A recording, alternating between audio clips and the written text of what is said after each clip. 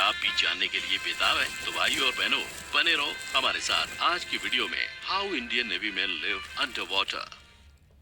Number 1, navy under water survival training method.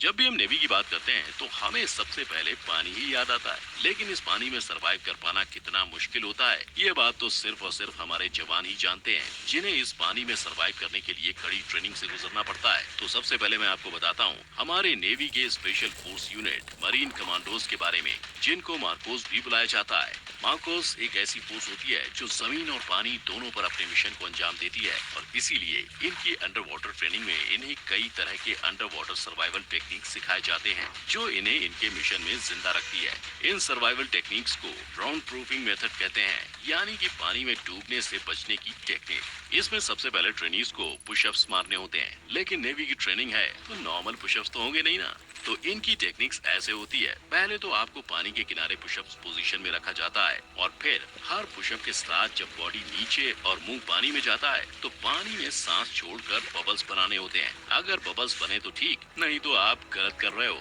जिसके punishment में extra 2-3 second पानी में मुंह रखकर आपको रुकना पड़ता है। यही नहीं, फिर ऊपर आते वक्त सांस अंदर खींचते हुए आने के साथ साथ इस पूरे पुशअप्स के झमेले को हर एक ट्रेनी को 25 से 30 बार लगातार करना पड़ता है। और ये ट्रेनी से इसलिए करवाया जाता है ताकि वो पानी के नीचे ज्यादा टाइम तक सांस ले पाएं और उनका स्टेमिना और स्ट्रेंथ दोनों इससे बढ़े।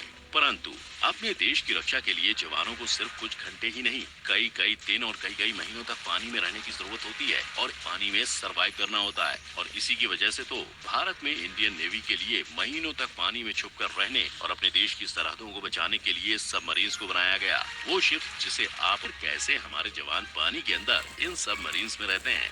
Number 2, how Indian navy force live under water. अब अंडर वाटर की इस राम कहानी को समझने के लिए क्यों ना हम अंडर वाटर नेवी से खुद उनकी जुबानी ही कहानी सुने। तो INS सिंधु कृति, जो सिंधु घोष सबमरीन की 7 डीजल इलेक्ट्रिक सबमरीन है, जिसमें रहने वाले ऑफिसर्स ने खुद अपने एक्सपीरियंस शेयर किए थे, जिसमें उन्होंने ये बताया था कि उनके हिसाब से दुनिया का सबसे मुश्किल काम सबमरीन में सरवाइव करके अपनी ड्यूटी को पूरा करना होता है, क्योंकि कई दिनों तक पानी में डूबी हुई सबमरीन के अंदर हर वक्त अंधेरा होता है। सूरज की धूप का उजाला न मिलने से रात और दिन में फर्क तक पता नहीं चल पाता। साथ ही धूप की कमी से कई ऑफिसर्स के अक्सर हाथ पैर तक जकड़ जाते हैं। लेकिन ये तो सिर्फ कुछ ही प्रॉब्लम्स है। मतलब सबमरीन जो एक कम स्पेस वाली विंडोलेस जगह होती है और जो 300 फीट समंदर की गहराई में तैरती है और काम करती है, उसके अंदर एक बार में करीबन 100 लोगों को रखा जाता है। पर 300 फीट यानी अंदर बहुत सारी जगह नहीं होती, क्योंकि एक सबमरीन के अंदर कई सारी मशीनरीज भी होती हैं, और इन्हीं मशीनरीज की वजह से सबमरीन के अंदर बने जवानों के बेड ट्रेन कंपार्टमेंट्स में बने सीट से भी ज्यादा छोटे होते हैं। और यहाँ की मशीनों के लगातार चलते रहने से जनरेट होने वाली गर्मी इतनी ज्यादा होती है कि कभी चैन की नींद पाने के लिए ऑफिसर्स वहाँ सो जाते हैं जहाँ मिसाइल्स और बॉम्ब रखे होते हैं,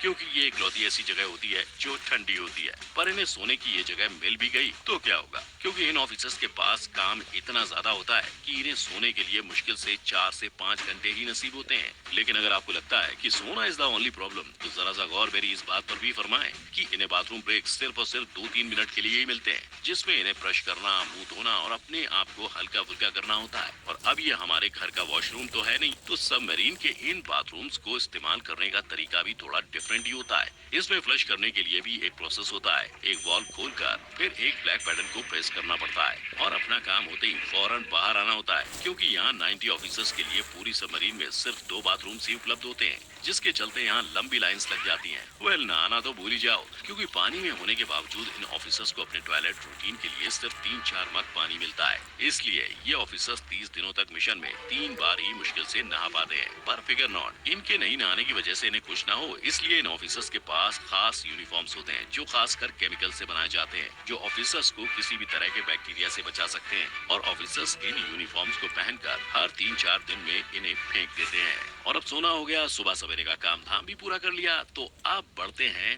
नाश्ते यानी इनके खाने की ओर।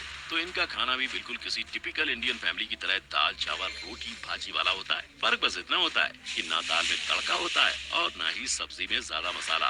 और हद तो ये हो जाती है कि उन्हें चैन से बैठकर खाने का मौका भी नहीं दिया जाता। ऑफिसर्स को ये खाना सिर्फ 12 मिनट में खाना होता है, पर इनके खाने में इतनी पाबंदी का कारण भी मैं आपको बता दूं। तो पहला रीजन ये है कि इनके पास खाने का सामान बहुत ही लिमिटेड होता है, और अगर सामान ना हो तो इनके पास लिमिटेड फूड का ऑप्शन होता है। जिसके बाद आता है दूसरा रीजन, यानी ये खाना बिना तड़के से इसलिए बनाया जाता है ताकि खाने से ज्यादा धुआं ना उठे, क्योंकि सबमरीन में मौजूद वो रूम्स जिसे बैटरी रूम्स कहते हैं और जिसमें 100 से भी ज्यादा बैटरी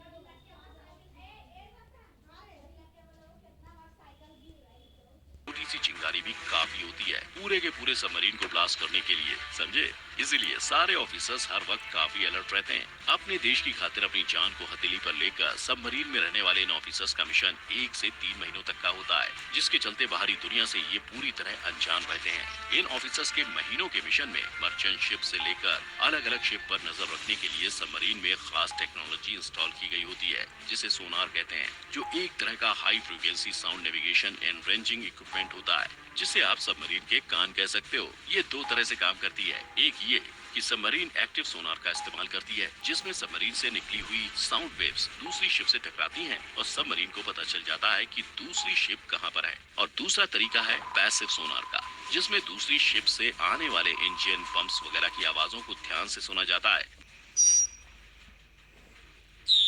जिससे उनकी लोकेशन का सही अंदाजा सबमरीन को हो जाता है। यही वजह है कि दुश्मन शिप को ट्रैक करने और पहचानने वाले इस सिस्टम को सोल ऑफ शिप भी कहते हैं, जहां हर एक छोटी से छोटी साउंड को रिकॉर्ड किया जाता है और इंटरप्रेट किया जाता है। Number 3, under water safety measures. अब जितना इम्पोर्टेंट सबमरीन का सोल है, उतना ही इम्पोर्टेंट सबमरीन में ड्रिल्स या इमरजेंसीज की प्रैक्टिस का होना भी है। हर एक ड्रिल में ऑफिसर्स को कुछ सेकंड्स में ही एक्शन लेना पड़ता है। जैसे अगर फायर इमरजेंसी हुई तो कुछ ही सेकंड में ऑफिसर्स को फायर एक्सटिंग्विशर, फायर होस लेके आना, फायर सूट पहनकर रेडी रहना होता है। ऐसे हालात में सारे ऑफिसर्स तुरंत अपनी अपनी पोजीशन संभालते हैं। साउंड पार्ट टेलीफोन्स पर ऑफिसर्स मौजूद होते हैं। डैमेज कंट्रोल बोर्ड लगातार जहां कहीं भी आग लगी होती है वहां की सिचुएशन के बारे में रिपोर्ट ली जाती है। ऐसे में क्रू की अलर्टनेस को टेस्ट किया जाता है। फायर ड्रिल हो या कोई भी ड्रिल हो, जैसे ही वो शुरू होती है सबसे पहले उस कंपार्टमेंट को सील किया जाता है जहां प्रॉब्लम है, और फिर अंदर मौजूद लोग सिचुएशन को कंट्रोल करने की कोशिश करते हैं। और फायर के केस में जब आग फायर एक्सटिंग्विशर और फायर होस से काबू में नहीं आती, तो ऐसे में ऑफिसर्स को फ्रेन गैस का इस्तेमाल करना पड़ता है, जो आग को रोकने के लिए एक बेस्ट अल्टरनेटिव होता है, क्योंकि ये ऑक्सीजन के फ्लो को रोक देता है, जिससे आग बहुत ही जल्दी बुझने लगती है। और ऐसा करके सबमरीन में आई इमरजेंसी सिचुएशन को कंट्रोल में लाया जा सकता है। उसके बाद सबमरीन ऑफिसर्स फिर अपने काम पर लग जाते हैं। अब ये देखकर आप तो ये समझ ही गए होंगे कि सबमरीन की लाइफ कितनी जोखिम भरी होती है। Number 4, biggest submarine of Indian navy. आओ बात करते हैं कि ऐसी सबमरीन की जो इंडिया की सबसे बड़ी सबमरीन कहलाती है, और इंडिया की सबसे बड़ी सबमरीन का नाम INS अरिहंत रखा गया है, और यह हमारे देश की पहली न्यूक्लियर पावर्ड सबमरीन है, जिसके मोस्ट अपग्रेडेड वर्जन को 2018 में PM